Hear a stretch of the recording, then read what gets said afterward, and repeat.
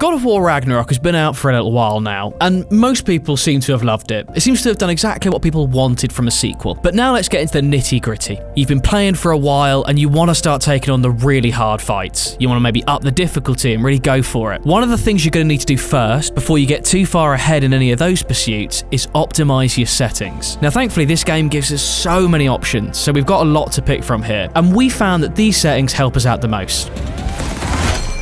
Now, let's start with graphics modes. God of War Ragnarök comes with 9 different graphics modes, which is honestly maybe a bit too much, and some of them feel maybe pointless. We personally always go for the higher frame rate graphics mode in God of War Ragnarök. And if you want to get even more frames and you're on a PS4 Pro or a PS5, then if you go into your settings and you go into the system, you can actually choose to favor performance in game settings rather than favoring resolution. Okay, now you've got the most frames, and you've got it looking real nice and smooth. Let's get to those accessibility settings. There's a bunch of presets here, but you're going to need to take a closer look at the individual settings. While things like high contrast mode and audio cues are cool, we only recommend them if you really need them to enjoy the action in this game. There are a lot of neat features in here though that you should consider. You should turn down ambient camera sway, for instance, and camera shake, because this game can just get a bit too shaky, and you don't want to have to barf after a gaming session because you've got a bit too nauseous. We also recommend turning down film grain and motion blur, which almost as a standard we turn off in everything we're playing. Let us know in the comments if you don't do this though. We'd like to know if anyone genuinely enjoys playing with film grain. Okay, now let's get back to the accessibility menu. You're also going to find a bunch of pretty awesome gameplay features here. If you don't want to button mash your way through QuickTime events, you could just turn this off, and this does actually make things quite a bit easier. So again, if you're going for hard mode, this will help a bit. And you can make Kratos automatically climb over obstacles, so that'll save you a bit of time. And an absolute must, and our absolute favourite must pick here, is to get your ass in the gameplay menus and toggle on auto pickup, puzzle lock-on, and puzzle assists. These 3 things are going to make the game so much easier.